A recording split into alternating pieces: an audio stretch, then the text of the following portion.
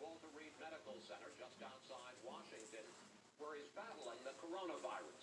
But there are conflicting reports on his status. The president's doctors painted a rosy picture, reporting yesterday he was doing very well. But a senior official later identified as White House Chief of Staff Mark Meadows told reporters the president's vital signs were very concerning, and the next 48 hours will be critical to his care. In a moment, we'll try to clear this up with Steve Cortez, senior advisor for the Trump campaign. But first, let's bring in Kristen Fisher of Walter Reed Medical Center with the latest on the president's condition. Kristen. Good morning, Chris. President Trump's physician says that the president continues to do well, but he is not out of the woods just yet. Over the next period of a few days, I guess that's the real test, so we'll be seeing what happens over those next couple of days. President Trump releasing a 4-minute video Saturday night from inside Walter Reed Medical Center, where he is fighting the same virus that has killed more than 200,000 Americans. When the president was admitted, the White House said it was done out of an abundance of caution. But we now know the mild symptoms that Chief of Staff Mark Meadows had said the president was experiencing were actually much more serious. He's made unbelievable improvements from yesterday morning when I know a number of us, the doctor and I, were very concerned. On Saturday morning, Meadows said the president had gone through a very concerning period and was still not on a clear path to recovery. But mere minutes earlier and just steps away, the president's physician gave a brighter assessment. The team and I are extremely happy with the progress the president has made. It's still unclear exactly when or where the president contracted the virus, but the White House medical unit is looking at last Saturday's Rose Garden ceremony for Judge Amy Coney Barrett. At least 7 people who attended have now tested positive. Changes have now been made to the vice presidential debate, which is just 3 days away. Vice President Mike Pence and Senator Kamala Harris will now be seated 12 feet apart instead of 7, but it is still very unclear if the next presidential debate will even happen. Chris? Kristen Fisher reporting from Walter Reed Medical Center. Kristen, thanks. And joining us now, Trump campaign senior advisor Steve Cortez. Steve, respectfully, I would like to be asking this of a White House official, but they're not putting anyone out this morning for us to question.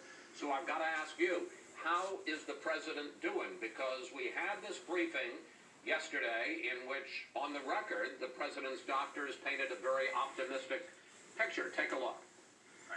He's in exceptionally good spirits. And in fact, as we were completing our multidisciplinary rounds this morning, the quote he left us with was, "I feel like I could walk out of here today."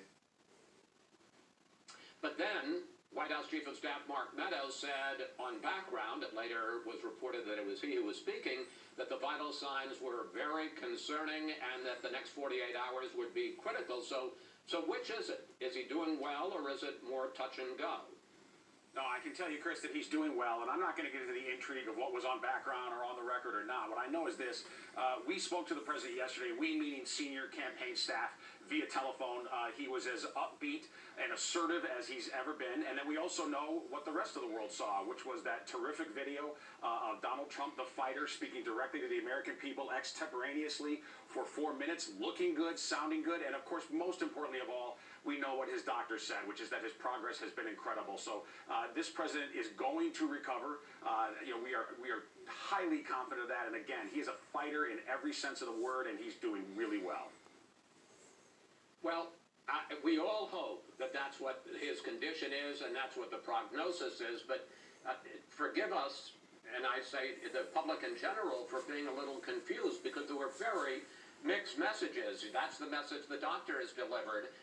But again, Mark Meadows on background said the president is still not on a clear path to a full recovery. Don't the American people deserve the truth about how our president is doing? Of course he deserves the truth, and that's what I'm giving you right now, Chris. And the truth is, we talk directly to the patient, in this case the President of the United States, who tells us things are going great. The whole world heard directly from the doctor, who said things are going great. I mean, to me, if the patient and the doctor say things are great, and you hear from both of them and see both of them, to me that's sort of case closed, really.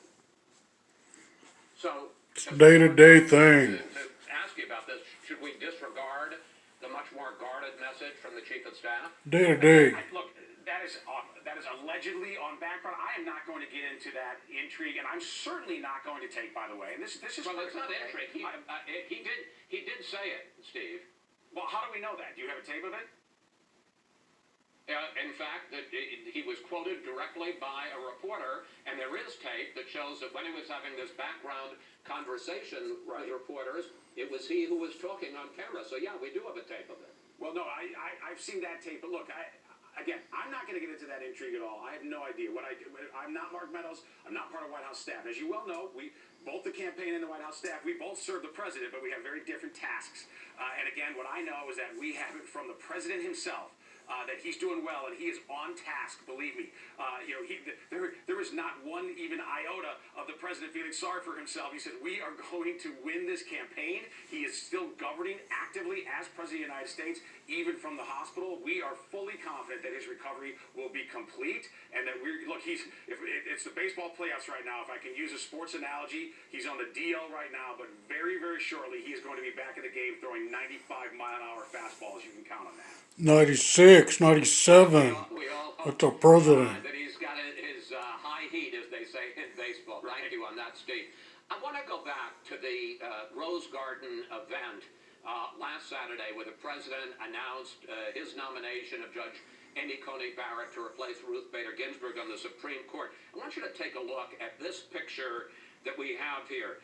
There's 7 people there, the president and first lady, Senators Lee and Tillis, Kellyanne Conway, Reverend John Jenkins, the president of Notre Dame, and Chris Christie. All of those 7 people in that picture have since tested positive for COVID. Question, Steve, people packed together, the vast majority not wearing masks. How does that make sense? Well, look, here's what I would say.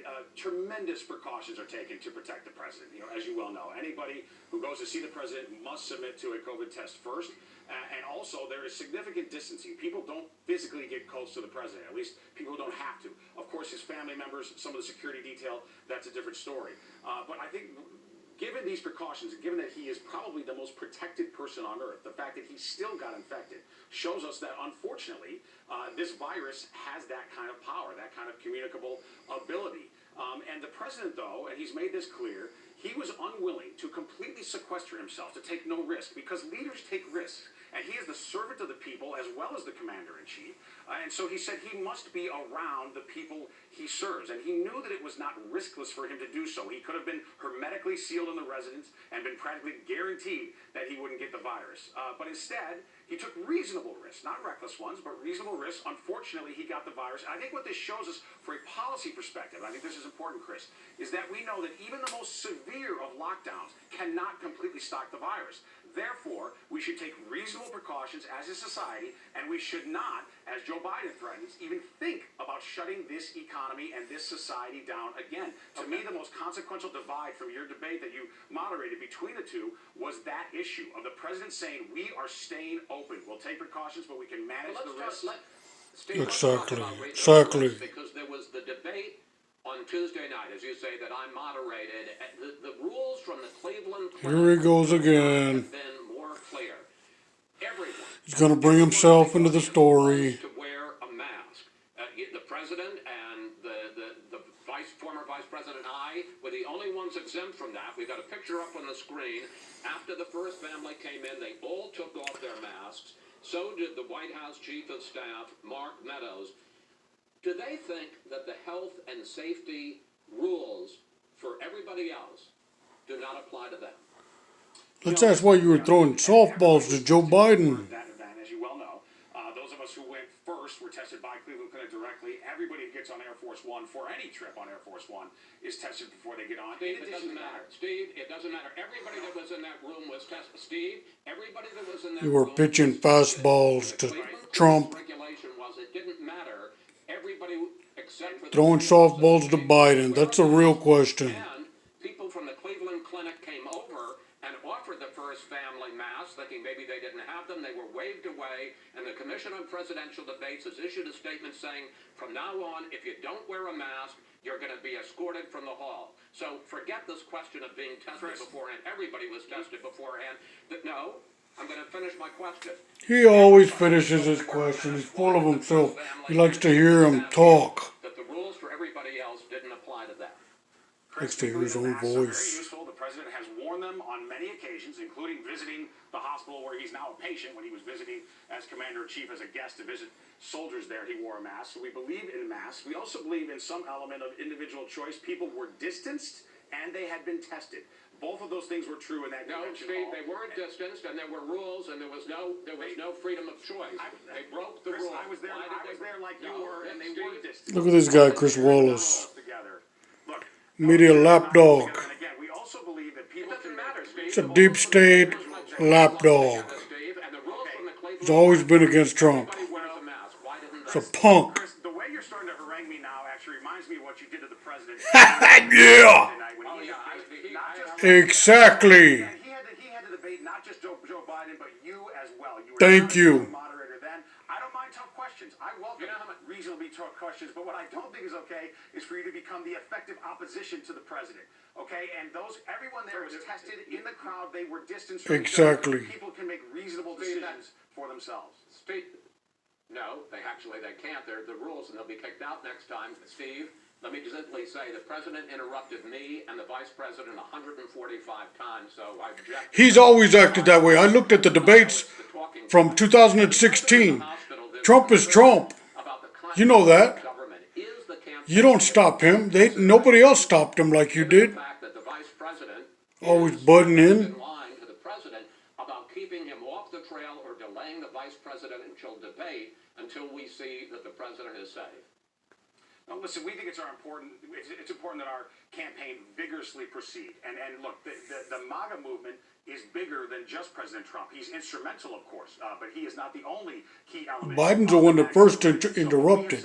Look at the tapes. Of course, Vice President Trump, campaign people, millions of regular Americans need to step up and to some degree fill the void that is left because our champion, our main instrument, is not able at this moment to vigorously campaign and certainly not campaign physically right now at all. But in terms of continuity of government, the government is functioning flawlessly right now. It will continue to. The United States, thankfully, has vigorous structures for chain of command, and there will be no disruptions there.